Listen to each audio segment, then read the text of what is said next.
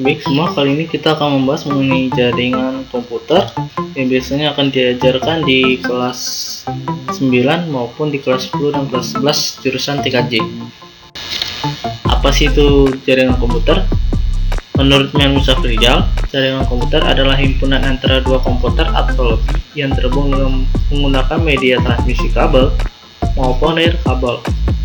Jadi jaringan komputer bisa terhubung karena adanya lebih dari satu komputer atau perangkat jaringan lainnya yang saling terhubung satu sama lain, yang dimana tujuan dari jaringan komputer adalah untuk berbagi sumber daya. Jaringan komputer juga menggunakan media transmisi kabel maupun nirkabel seperti gelombang radio, kabel UTP, infrared merah sebagai sarana dalam berkomunikasi dan berbagi sumber daya.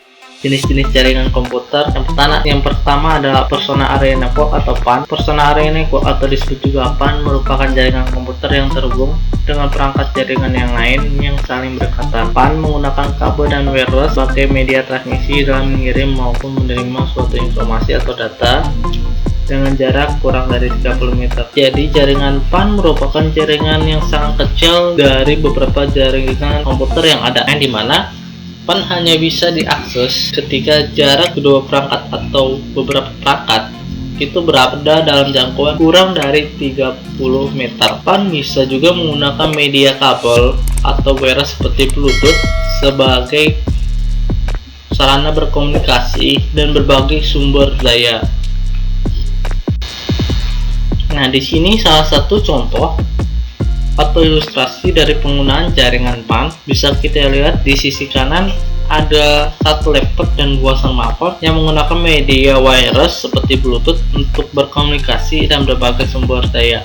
Sedangkan di sebelah kiri ada printer dan komputer yang menggunakan media kabel untuk berkomunikasi satu dengan yang lainnya. Kemudian Local Area Network atau LAN.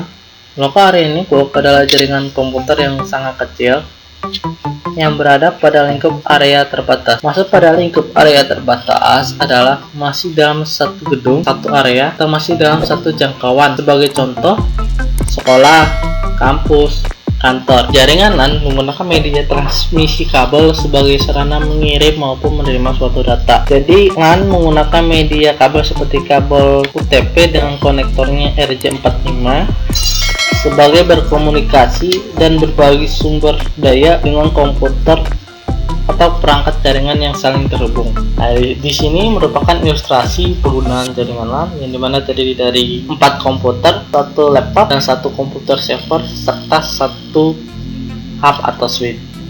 Hub atau switch ini akan melanjutkan paket dari komputer A ke komputer B, sedangkan komputer server ini sebagai pengelola atau penyedia layanan jaringan internet, sehingga setiap komputer yang terhubung ke komputer server bisa mendapatkan akses internet. Namun sebelum itu dari komputer server akan melalui hub atau switch terlebih dahulu.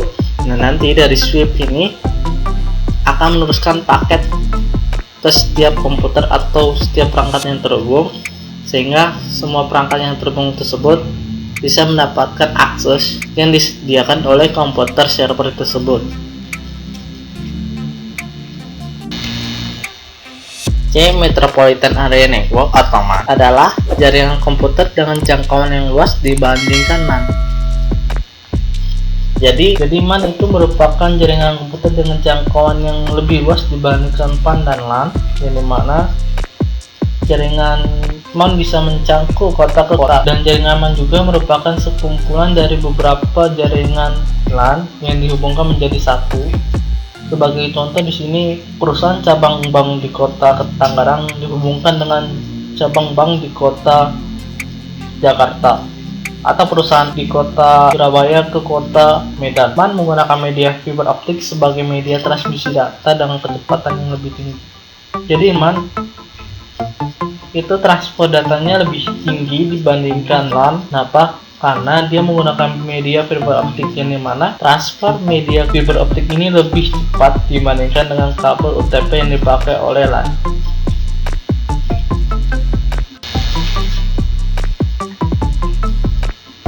Wide Area Network atau WAN. Wide Area Network merupakan jaringan komputer yang mencakup area yang lebih besar atau luas. Sebagai contoh, menghubungkan antar negara bahkan benua. Jaringan WAN biasanya menggunakan kabel fiber optik sebagai media transmisi dengan melewati jalur bawah laut. Jadi WAN merupakan jaringan komputer yang sangat besar, di mana dia bisa menghubungkan antar negara atau bahkan benua. Dan WAN menggunakan media kabel fiber optik yang seperti kita ketahui bahwa fiber optik mempunyai kecepatan yang lebih cepat sehingga transfer data atau menerima suatu data itu lebih cepat. Nah, kabel fiber optik ini juga itu ditaruh atau ditanamkan melewati jalur bawah laut. Kedua, arsitektur jaringan komputer. Secara umum ada dua jenis arsitektur jaringan komputer, yaitu client server dan peer-to-peer. Komputer server sebagai pengelola atau penyedia layanan, sedangkan klien sebagai penerima atau meminjam suatu layanan dari penyedia layanan tersebut. Contoh, komputer, situs web. Jadi sudah jelas dari pengertian server bahwa server itu bisa mengelola atau menyediakan layanan akses ke penerima layanan tersebut atau klien. Sebagai contoh dalam jangkauan yang lebih kecil dulu, bisa kita lihat pada lab komputer, yang dimana lab komputer tadi ada satu komputer server dan beberapa komputer klien, yang dimana komputer klien untuk bisa melakukan internetan atau browsing, maka dia akan meminta dulu ke komputer server sehingga dia bisa mengakses internet yang diberikan oleh komputer server tersebut. Sedangkan dalam jangkauan yang lebih besar atau lebih luas, saat kita membuat suatu situs web, secara tidak langsung kita berhubungan dengan komputer server penyedia atau pengelola jaringan web tersebut.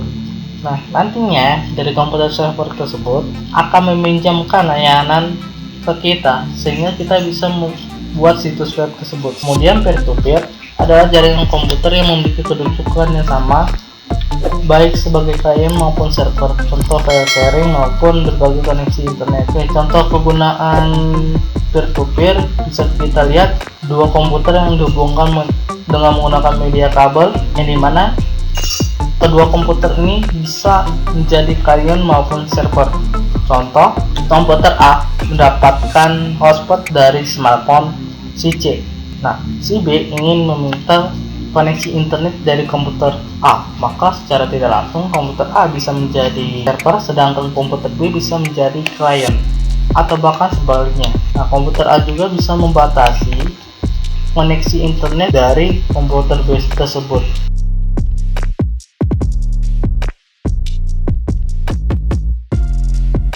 Yang ketiga, topologi jaringan komputer. Apa itu topologi jaringan komputer? Topologi jaringan komputer adalah suatu konsep dalam membangun suatu jaringan. Jadi, topologi jaringan merupakan suatu cara atau konsep dalam membangun suatu jaringan komputer, yang dimana untuk membangun suatu jaringan komputer itu disesuaikan dengan kebutuhan masing-masing. Kemudian kita masuk ke jenis-jenis topologi jaringan komputer. Yang pertama ada topologi ring. Topologi ring ada skema jaringan kabel yang dimana satu kabel secara berurutan berhubungan semua node dan membentuk lingkaran tertutup. Jadi topologi ring sesuai namanya, topologi ring berarti cincin. Artinya topologi ring itu berbentuk suatu lingkaran yang hanya menggunakan satu kabel untuk menghubungkan semua node yang dimaksud itu titik ke titik atau ujung ke ujung dan membentuk lingkaran tertutup. Oke. Nah, ini di bawahnya ini ada gambar topologi ring seperti tadi penjelasannya. Topologi ring adalah membentuk jaringan komputer lingkaran seperti kita lihat di gambar ini. Kemudian apa kelebihan dari topologi ring? Di sini ada yang pertama, semua data mengalir dalam satu arah sehingga tidak memiliki koleksi link. Jadi dalam pengiriman suatu sumber daya topologi ring tidak akan mengalami tabrakan data. Kenapa? Karena dia hanya menggunakan satu kabel yang memiliki satu arah saja,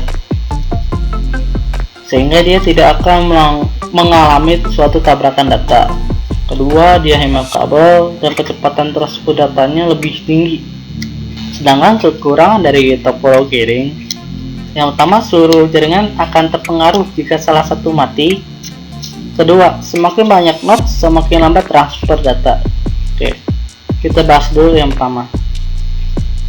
Ketika satu kabel ini bermasalah, maka koneksi antar berbagai sumber daya komputer ke komputer itu akan terganggu juga.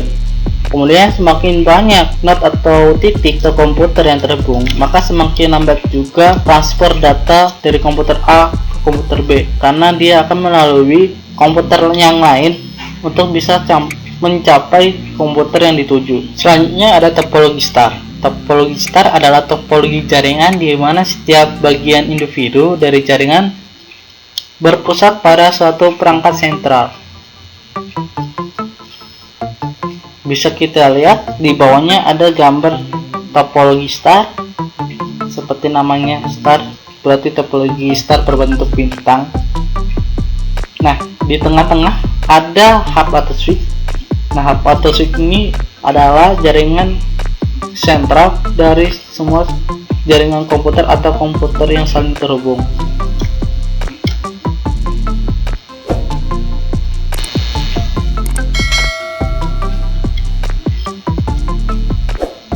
Kelebihan dari topologi star, kegagalan dari satu node tidak mempengaruhi jaringan lain. Kemudian mudah mengidentifikasi kesalahan. Jadi ketika salah satu komputer ini bermasalah, maka komputer yang lain akan tetap bisa saling terhubung atau berkomunikasi, karena dia tidak seperti topologi ring yang dimana tadi topologi ring itu satu arah, sedangkan topologi star ini menggunakan peranti berupa hub sebagai sentral untuk berkomunikasi, sehingga ketika salah satu komputer ini mati, maka komputer yang lain itu bisa saling terhubung juga walaupun ada satu komputer yang mati ya. Kemudian jika komputernya mati, maka kita akan mudah tahu kesalahan dari komputer ini mati itu dari mana.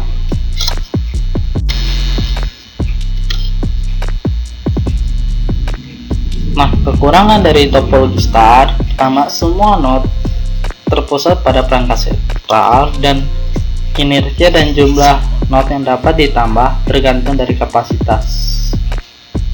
Jadi, ketika suatu hub atau switch ini mati, maka koneksi atau berkomunikasi antara komputer itu akan terganggu, karena tadi semua koneksi itu terpusat pada hub atau switch ini yang di lingkaran merah ini ya. Kemudian untuk menambahkan suatu komputer itu tergantung dari jumlah port yang ada pada hub.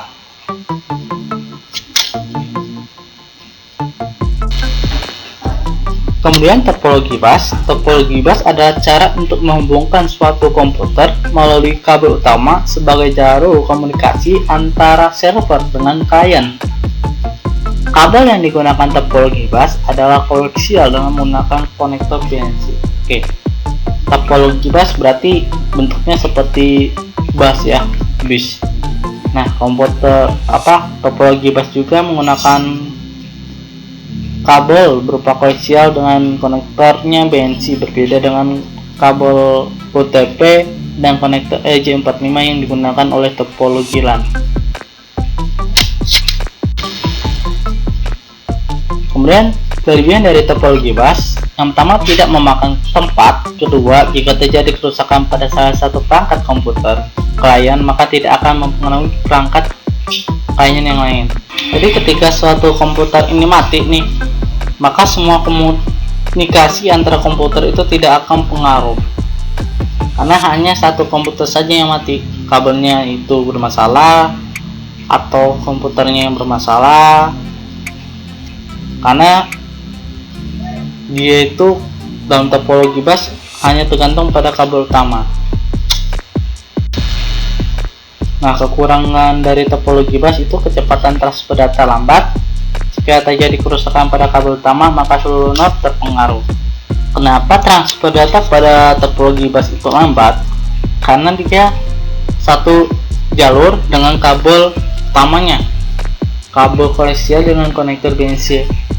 Ini mana jika kita ingin mengirim komputer A mengirim ke komputer F, maka ini akan saling bertabrakan jika komputer B mengirim juga ke komputer C. Kemudian jika terjadi kerusakan pada kabel utama atau kabel koaksial ini, maka semua koneksi internet atau koneksi antar komputer ini akan terpengaruh atau bahkan mati.